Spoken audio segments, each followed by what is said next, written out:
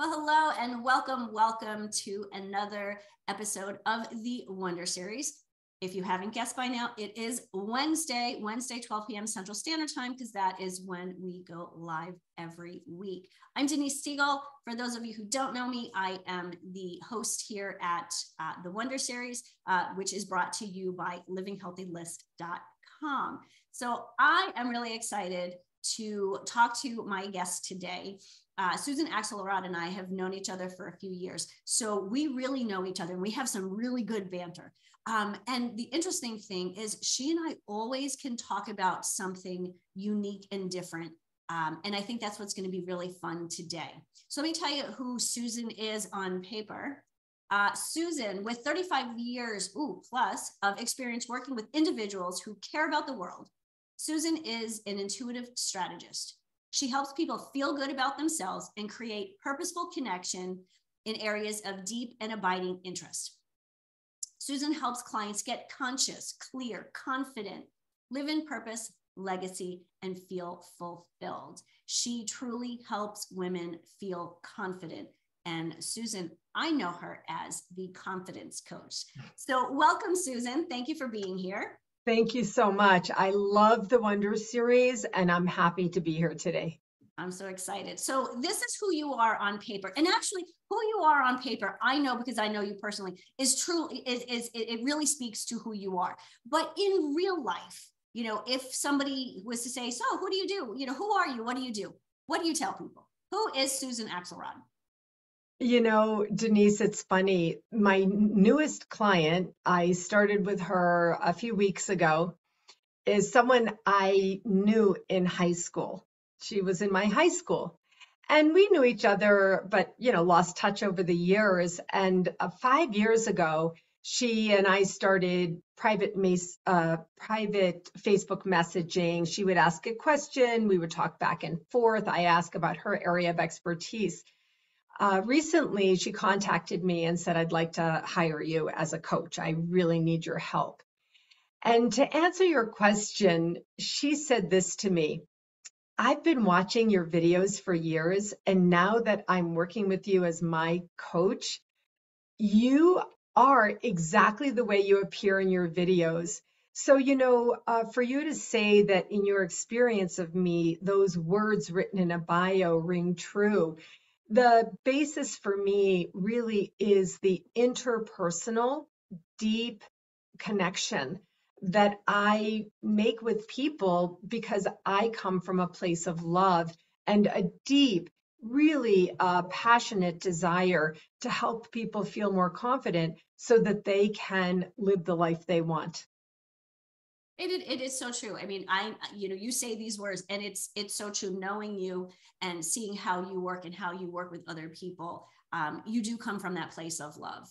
And I think, both of us being from New York originally, there's an added piece where, I just get you. And I love that. Yeah. So today we're going to talk about something a little different. It's more than just confidence. I mean, confidence is something that we need to have in our life, and we're always working on that. You never get to a place where you're like, I am fully confident today and for the rest of my life. I love Wouldn't that. Be nice? Today we're going to talk something a little bit more personal.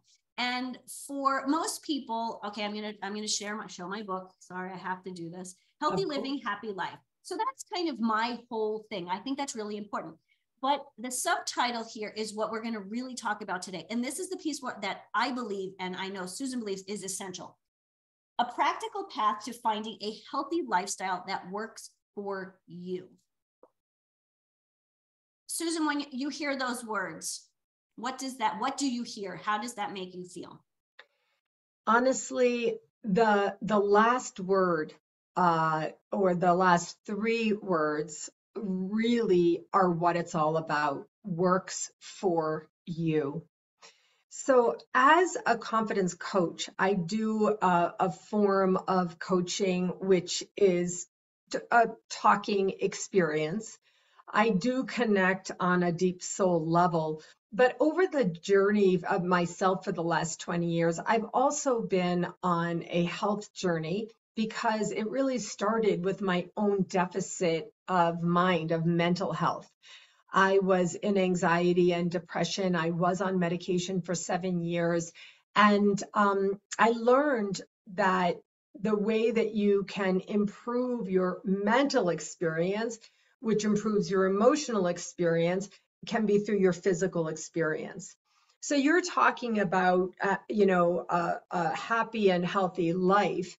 And I'm resonating deeply with the idea of you, listener or viewer, thinking about what works for you. So Denise, I have been had something come up in me that has been cultivated that I'm calling personal health practice. And the personal health practice is what you're talking about in the subtitle of this fantastic book. And that is, what is the practice for your personal health that works for you? And that really is what we're talking about, that is so deeply resonant here. Absolutely, because I think you alluded to this before. Like, somebody could tell you you should do this, but if that doesn't work for you, if it just isn't who you are, and you follow that advice, you're never going to succeed. So if you follow what works for you, and yes, we do have to find that. And so I'm excited to talk about your journey. But when we find stuff that works for us, it's not that difficult. Not that it's always easy, but it's not like you're doing something that you absolutely hate to do and it's drudgery. It really becomes more of, like you said, more of a journey rather than this short, I've got to get healthy now. This is what I have to do now. It really does kind of allow you the time and the space to find what works for you and allow that to be more of a journey. So let's talk about your personal health practice and how that started. You did tell us, you weren't in a good place mentally, and how that affected you in other areas of your life. Well, look, just to be clear, I did not know that I was going on a journey to define my own personal health practice. As often happens, if you do reflect, as a coach, I also self-coach, which includes deep reflection and deep consideration of my path and where I've been and where I am and where I'm going. And so it's only in retrospect that I realized, Denise, which is why self-reflection is important, and listening to podcasts like this and journaling and all the things is so important. I only realized, wow, I created a personal health practice that works for me. As you just said, someone else can tell me you should be doing this type of exercise, you should be doing this type of eating, you should be doing, you should meditate, all these things. But if it doesn't work for me, if it doesn't resonate deeply with me, then I'm not going to do those things. And worse, Denise, I'm going to feel guilty about not doing those things. I'm going to feel ashamed that I couldn't do those things. And all of that leads to this stress that eats on us in a latent way, which is like the near subconscious or subconsciously. And so that really is how I came to this idea. So what has been working for me, and I want to invite our viewers and our listeners to ask themselves this question right now. Denise, you said, let's give out tips, right? Let's give out tips. The tip is so simple, but never done. And that is, what works for me? What works for me? What health practice works for me? Well, the health practice doesn't have to be in the gym or the way we typically think of health. The health practice might be some self-reflection. It really truly might be part of your personal health practice that could work for you, that you reflect, you journal, some people pray, you might speak it out with someone else, you might write poetry or other prose, and asking myself this question, what health practices do work for me? And just asking ourselves that question helps enlighten our soul, I have health practices. What? You know, I have health practices instead of what we usually feel is, well, I got myself to the gym, but I only lifted fives, or I went on a walk, but it was only 0.25, right? This is what we do to ourselves The instead of only, that only part. exactly. And that's what I just was talking about before is these things, these words and these ideas and thoughts that weigh on us, they actually eat away at us. I can't say enough. You asked me about my own journey, how much my own journey started with journaling, and I call it coming to conscious awareness. That's phase one of my Confident Life coaching, becoming consciously aware of the thoughts that you think, the things that you do that lead to your actions or lack of actions, and then really beginning to like transform those thoughts to from not enough to enough. You know, I started, honestly, I went from couch. I was heavier. I had many, many more pounds on me. I was sedentary. I mean, I was like a working professional. I had a lot going on. I did so much, but none of it included what I thought then to be health practices. Sure. You know, I didn't go to the gym. I didn't have time. I didn't do all of these things. I didn't have time, right? Often comes down to I'm so busy, I don't have time. But I didn't give credence to what I did do.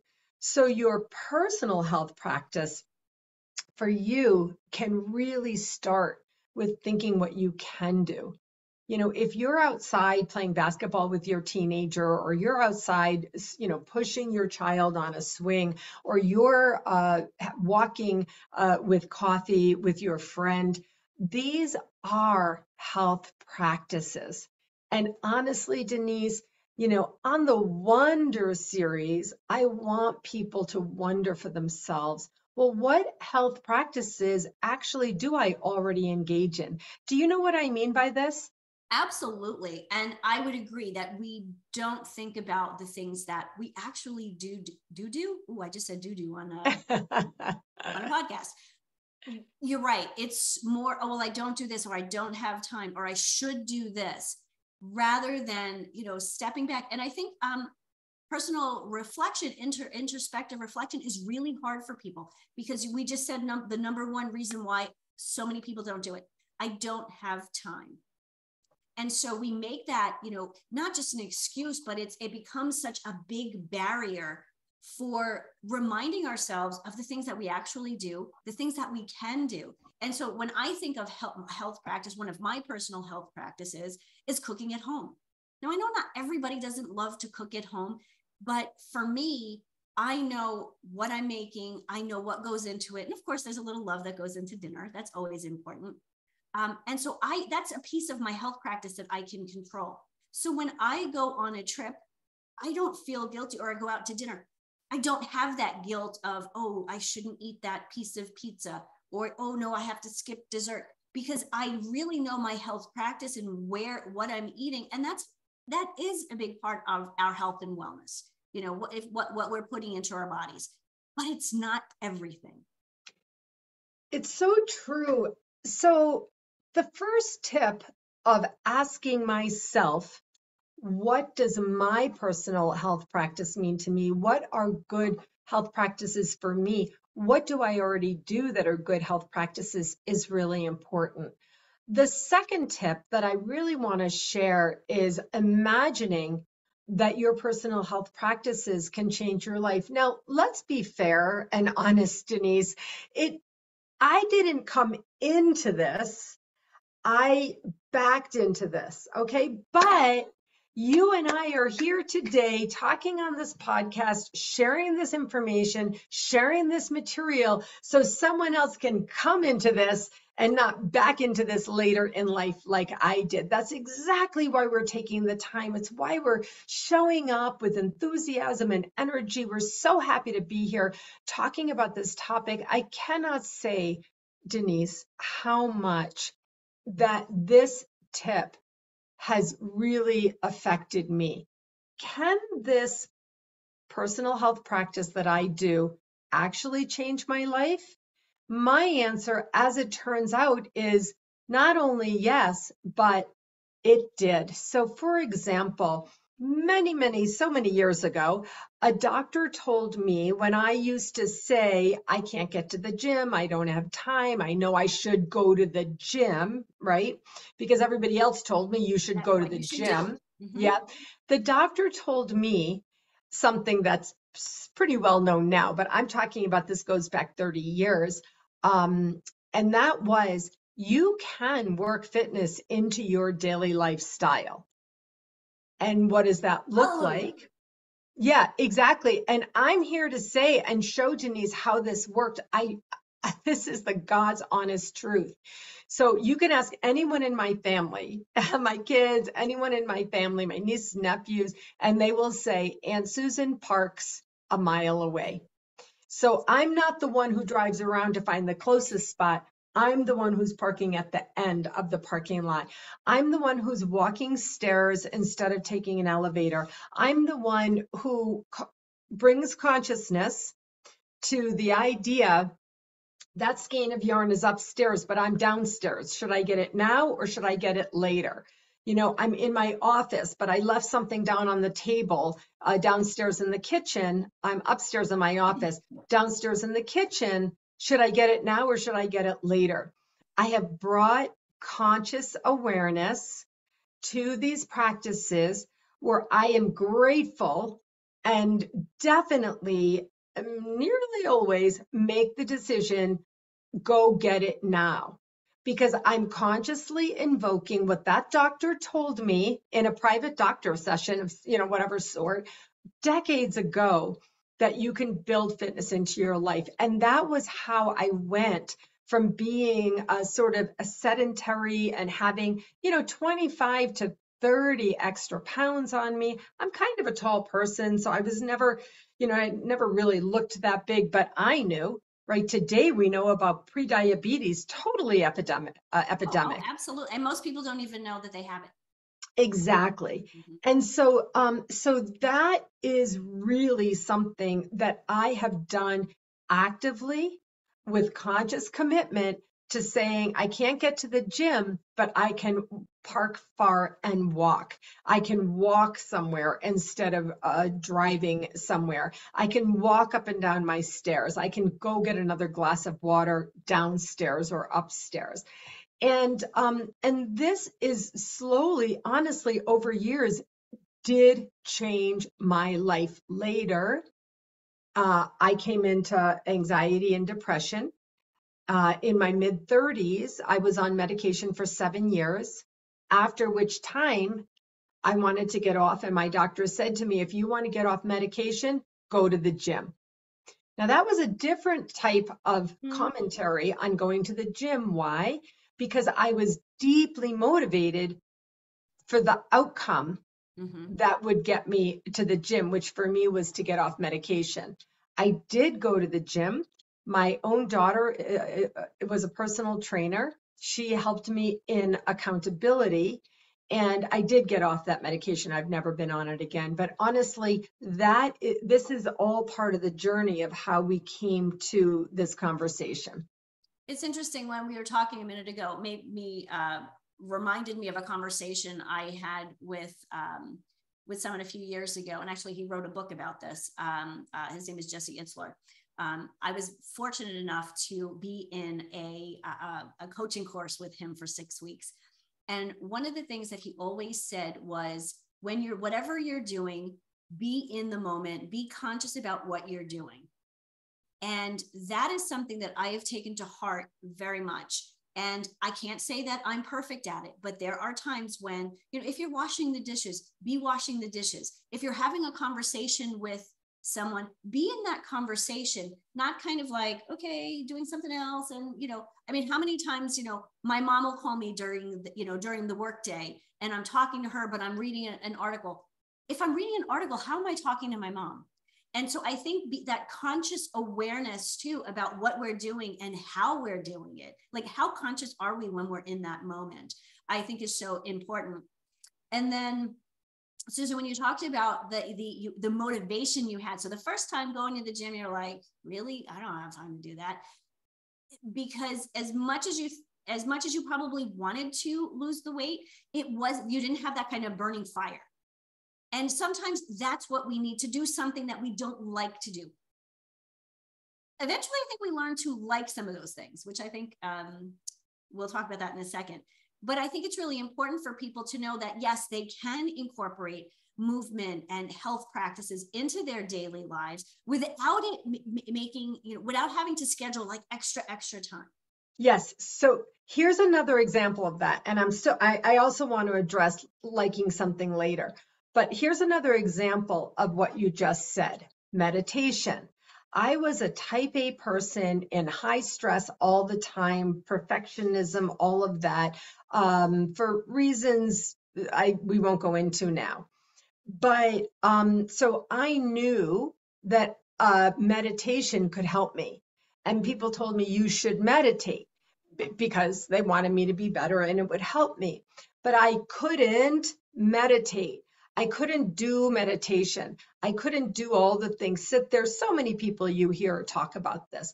So I created an adaptive strategy, which now I realize was part of my personal health practice. I didn't know it then, as I said, but what I did then, because I wanted to feel better, was I created an adaptive strategy that I called creating meditative space. And so I never went into, sitting on the meditation cushion and meditating for 25 minutes or, even 10 solid minutes or, stopping life and doing that, that didn't fit into my life. But personally, I created as part of my personal health practice, which quieting the mind is a beautiful part of a personal health practice. I called it bathroom meditation. So honestly, I really did. I, had young children and all the things. And so, but I still had to go to the bathroom. So when I would go into pee, I would sit there and I would invoke this idea. I'm just going to, kind of be here and now. I'm going to breathe a bit, 30 seconds, 60 seconds, whatever it is. And I created what I would call a meditative space. I carried that beyond the bathroom eventually, but I learned what we call walking meditation, which is what you just, sort of invoked when you said doing what you can in the space that you are. And as opposed to being a busy working professional and mom and daughter and sister and friend and dog owner and homeowner and all of that, where you take yourself out of the space that you are to another space, going to the gym, going to a class, doing these things, having, privacy for 30 minutes and quiet so that you can, do your meditation. So that became part of my personal health practice. Again, remember the tip 1 is what works for me, right? Yep. And tip 2 is how can this change my life? And that honestly, really, truly did change my life. Denise, I mean, I'm so lucky and blessed that God gave me a good physical package. My physical package today looks a lot different than it did earlier when I had a different life with children and, all those things. But this package got created because of these small, simple, good for me personal health practices that I put in place. And and because I know you personally, I know some of your personal health practices. And of course, walking, Mr. Cooper is one of them. Yes. I think people forget you have a dog, you have to walk the dog. That's exercise. What the interesting thing about, kind of being meditative, sometimes like Mark and I take a walk out on a trail pretty much every day that the weather is, weather permitting. And there are some days when we'll chit chat, and there are other days where we just kind of walk in somewhat silence. And sometimes it's because, sometimes like we kind of know each other and feel each other's vibe. But a lot of times I'm just in awe of, the beauty and, how do I feel? And this is where, this meditative piece kind of comes in for me, is just to know how I feel, how differently I breathe. when I'm out walking in nature, as opposed to being in my office. And I love my office, but those personal health practices, sure, I can sit and meditate for 10 minutes. I don't call it meditation myself personally. I basically just call it 10 minutes away from my computer. Yes, that would be an example of an adaptive strategy that is part of your personal health practice. You run a business, you love your office. It's great to be in front of your computer. It's fantastic. If you're not in front of your computer, you're not, running your business and managing your business. Still and all, we know that every now and then it's good to step away, and we can take 10 minutes, away from our computers and come to our own consciousness, do a little breathing, think about things in a more creative way that's not, inside the box. And this is part of your personal health practice. But you brought up something else, which leads to my third tip. And you know how I feel about this, Denise, and it's accountability. So you said that you and Mark walk most days that are good. And that would be an example of accountability serving you so well to be successful in a personal health practice. Now you're going out, you're walking in nature, coming to consciousness of how just being in nature for me could change my mental orientation and my emotional state of being. Game changing. Remember, back to tip number 2, what would be game changing for you in your personal health practice? Nature, being out in nature and being in conscious awareness, just like you just said as well, of how nature serves and how you feel, your body, and your heart, how you feel when you're in nature. This is huge. Still and all, if Mark doesn't say, hey, are we walking tonight? Or if you don't say to your very busy, husband, hey, are we walking tonight? Then you may or may not walk. The other person may be like, oh, yes, we're walking tonight, right? Right. Or I can't, but you go. And you go, right? The accountability factor cannot be understated. It's why we have personal trainers. It's why we have coaches. It's why we have teams. It's why we have groups. And I cannot say how much part of my personal health practice includes accountability. I did get into the gym, back to the point that we said we were going to come back to. Mm-hmm. My own daughter helped me. She brought me into a gym. She put a weight in my arms. She taught me what a lap sit was. Susan. Do that again. There you go. Yeah. And I do focus on my physical body structure, my bone density, my muscle building, so that I can lift things in my home or wherever I need to be helpful, so that I can be, agile and have good balance, so that I can take care of myself and be strong. And but she showed me how to get into the gym. And then over a year's time, I started loving lifting weights. When the first time I lifted a bar, I was like, this is amazing. I can't believe I can do it. It's so fun. Now I lift up, down, back, up, down, and so I really did learn that lesson of how much I love something now that I never imagined. Same thing happened with running. When I said couch, I'm honestly barely even walked, and I never ran. And I ended up one time running a half marathon. I've run many 5Ks, of course, but and in the beginning, I was in agony. I was huffing and puffing. I hated it. I had the stitch constantly. The stitch in my side, and I was sweaty, and it was awful. But eventually, and I'm talking about to the end of my block, my little tiny block and back, I couldn't even do it. Eventually, the endorphins kick in, and I was proud of myself and kind of shocked that I could run an uninterrupted mile.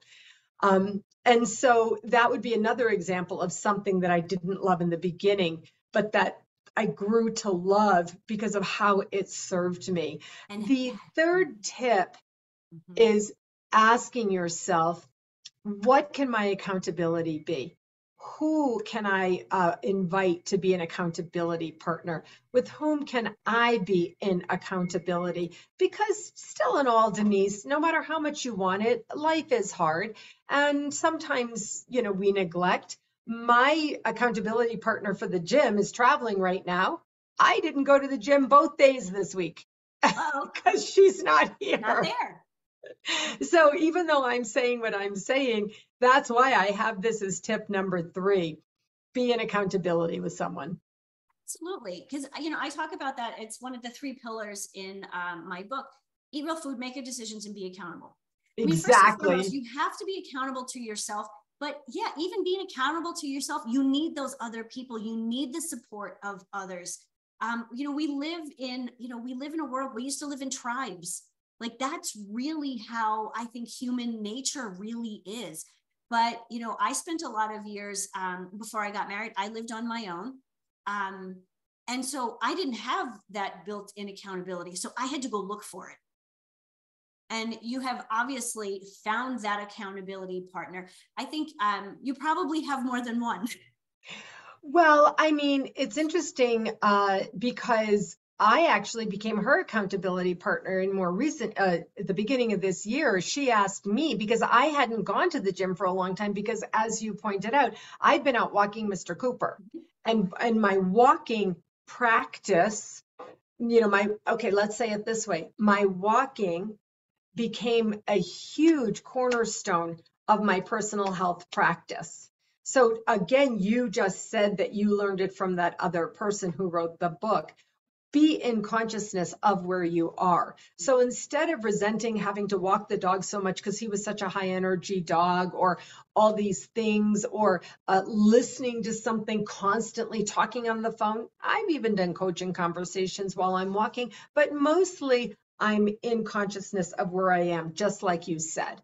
And in this case, yeah, she invited me, and I do have different accountability partners for different areas of my life. And of course, as you know, I have an accountability group where I bring the group together because honestly, life is hard. There's a lot going on, and there's a lot of fears and risks and difficulties and blocks, barriers, and resistance that we have to break through. So it doesn't make you less strong. It doesn't make you weak to need accountability. It makes you stronger to have accountability. And this is honestly a cornerstone of my personal health practice, as I just said. I love it. It's what I think is so amazing, Susan, is you make it so simple. And I think the challenge so many of our listeners and our viewers have is they make it so much harder than it needs to be. And I'm going to go back around to where we started. It needs to be something that works for you. Yes. Yeah.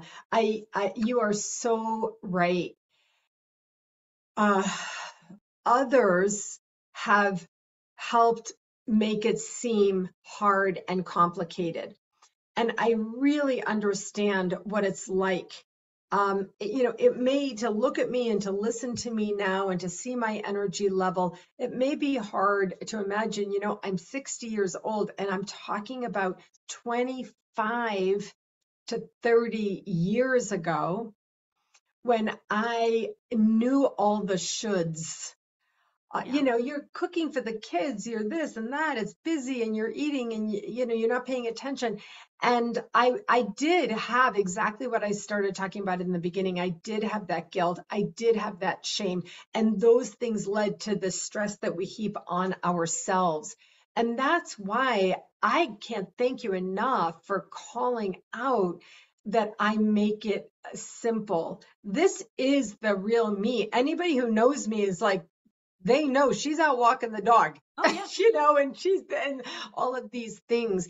And it is so beautiful to have more simplicity in the mindset around all of this. And it's called personal health practices. What are yours? Or ask yourself, what are mine? So I love that we got to that point, Denise. I do too. And I think that's kind of where we need to leave it. Though before we go, please do tell our listeners and our viewers how they can find you and get more of Susan Axelrod's wisdom. Thank you so much. My website is whatwillyourlegacybe.com, because in the end, Denise, what are we doing if not to know that we'll be remembered, that we had an impact on life, that our legacy will be felt and experienced? So my website is whatwillyourlegacybe.com. I'm very active on LinkedIn. Find me at Susan Axelrod. And my YouTube channel is filled with hundreds of videos where you can get all this all the time. And I invite you to go there. It's called The Confidence Zone with Susan Axelrod. And you can just randomly click through any video and you will feel the enthusiasm and the motivation and the impetus to really confidently live the life that you want. Absolutely. If you've got a couple hours, you're ready to binge watch over the weekend, let me tell you, this is what you should be binge watching, not Netflix. I love it. Susan, thank you so much for our conversation today. Thank you to our audience, our listeners, and our viewers. I'm Denise Stegall with Living Healthy List. Our podcast here is called The Wonder Series, because this is your opportunity to look outside of yourself, look at life from a different perspective, and wonder how it could be if you changed the way you think, the way you feel, and the way you view everything in life. So I will leave you today with this. Start wondering and start living. I'll see you next week.